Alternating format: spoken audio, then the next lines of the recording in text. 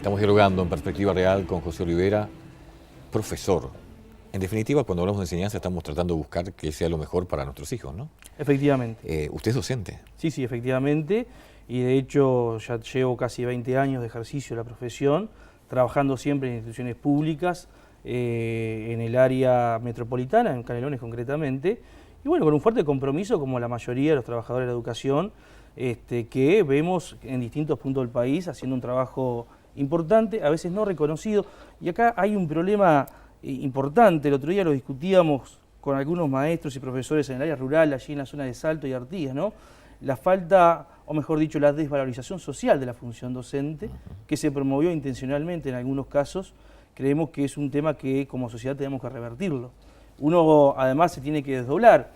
Uno es padre, sus hijos también estudian en la educación pública y ve como padre, ya no como docente, también el trabajo que muchas veces las instituciones educativas realizan por esta cuestión que usted señalaba central, que es la formación de las futuras generaciones de nuestra sociedad, que para nosotros es un compromiso ético y político importante. ¿En qué materia?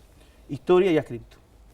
Profesor ascripto, sobre todo en los últimos años, es la función que más hemos desarrollado, producto bueno que hemos tenido que intercambiar la responsabilidad de estar como militante ejerciendo una responsabilidad de dirección sindical, pero también sin alejarnos del trabajo y el contacto permanente con la vida de las instituciones, los compañeros, los muchachos, los padres. ¿Por qué dice que esa desvalorización ha sido a propósito en algunos casos? ¿A qué se refiere? Bueno, no es un fenómeno exclusivo del Uruguay. Cuando nosotros decíamos en la apertura del programa, hay disputas, hay distintas visiones sobre qué hacer con la educación y en manos de quién debería estar. Quienes promueven, por ejemplo, el proceso fuerte de privatización de la educación, siempre han comenzado en todas partes del mundo por atacar al elemento más expuesto del sistema educativo, que es el trabajador.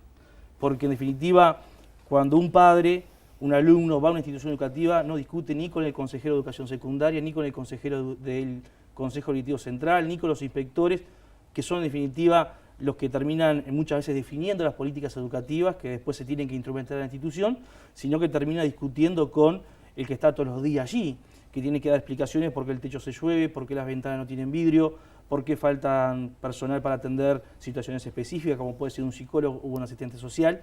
Y estas cuestiones va generando una sobreexposición de ese trabajador ante el conjunto de la sociedad, que después algunos actores intencionalmente tratan de desvalorizar esa figura y su rol para, en definitiva, aquí lo que está en juego, de hecho cuando se habla de crisis educativa, por eso insistimos mucho que hay que clarificar el concepto, se refieren exclusivamente a la educación pública. Parece que la crisis educativa no afecta a aquel sector, felizmente en Uruguay residual, como es el sector privado.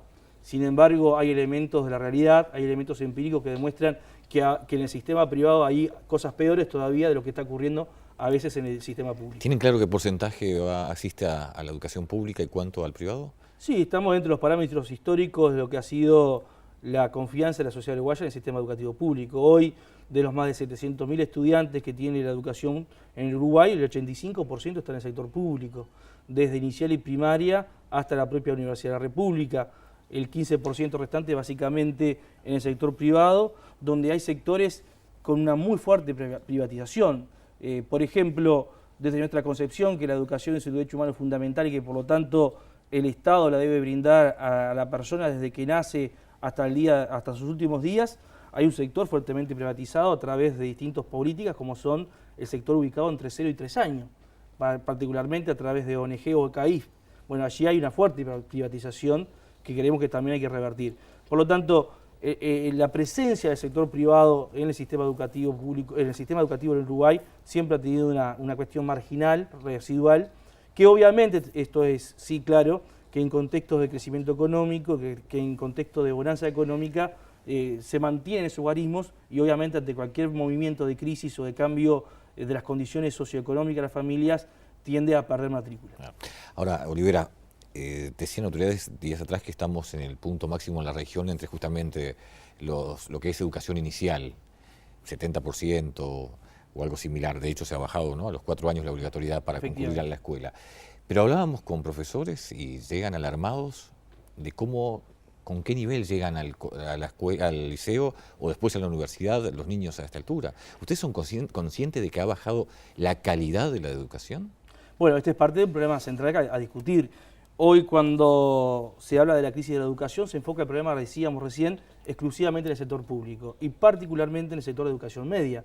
No se visualiza el problema como una globalidad, que hay que comenzar a entenderla no desde que el niño ingresa al sistema formal educativo, hay que pensarla desde mucho antes.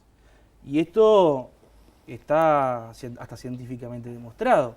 Si yo decía que en el 2002-2003 48% de los niños en este país nacían por debajo de la línea de pobreza, está claro que desde la gestación ese niño ya viene con un grado de desarrollo disminuido y que por lo tanto hay que pensar en un conjunto de políticas públicas que no son resorte exclusiva del sistema educativo para atender a esa población específicamente e ir generando entre ese conjunto de políticas públicas sinergias que permitan que cuando comience el proceso de escolarización, cuanto más temprano mejor, tengamos las condiciones de atender esas variables que vienen desde fuera pero que influyen en, en los procesos de enseñanza y de aprendizaje.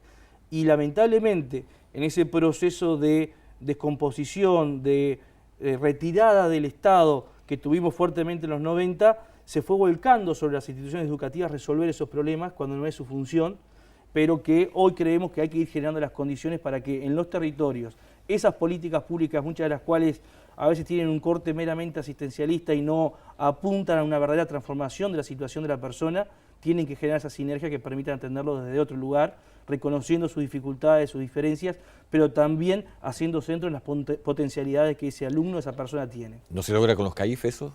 No, creemos que es una medida que en principio demuestra la falta de respuestas desde el propio Estado a que brinde las garantías de asegurar el ejercicio de un derecho humano fundamental como es la educación. Sobre todo porque además hay que evaluar profundamente cómo funcionan estas instituciones, tenemos dificultades de funcionamiento, allí muchas veces nos hemos encontrado a partir de conversaciones con compañeros que trabajan en este sector, nucleados en torno al Sindicato de Trabajadores de la Educación Privada, con condiciones que no son las adecuadas, con políticas o proyectos que se intentan impulsar que no sabemos muy bien a qué apuntan y por lo tanto hay que tener un mayor control desde el Estado sobre este sector. En zonas carenciadas donde los CAIF no dan abasto o los niños no pueden concurrir, se ha ahora dado una especie, llamémosle, vales a los efectos de que puedan concurrir a instituciones privadas. ¿Cómo lo ven ustedes esto? Bueno, este es parte de un problema más central. Primero, no es una experiencia inédita en el Uruguay. Esto se copia desde otros modelos. Claro, el problema es que sabemos por dónde se empezó y no sabemos por dónde se termina. Así empezó modelos educativos como el chileno y hoy tiene voucherizado desde la educación inicial hasta la universidad, hasta el nivel universitario. Por lo tanto, hay que reflexionar fuertemente sobre este tema y particularmente ver si el Estado tiene condiciones o no y si hay voluntad política del propio Estado para efectivamente asegurar las condiciones que hagan efectivo el derecho a la educación desde el propio Estado. Acá esto no es una discusión en torno a Estado sí o Estado no. El problema es que detrás de estos planteos, de estas concepciones, en definitiva, en el camino peligroso que se entra es transformar la educación en una especie de lucro, en una especie de negocio, y esto sabemos cómo empieza, pero nunca sabemos cómo termina.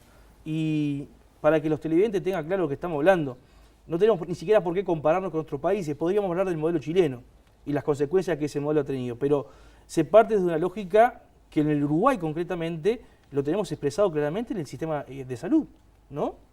De la concepción de la salud como un negocio y que se presta para el lucro de importantes corporaciones a la concepción de la salud como un derecho humano y una responsabilidad del Estado a brindar las condiciones mínimas de salud.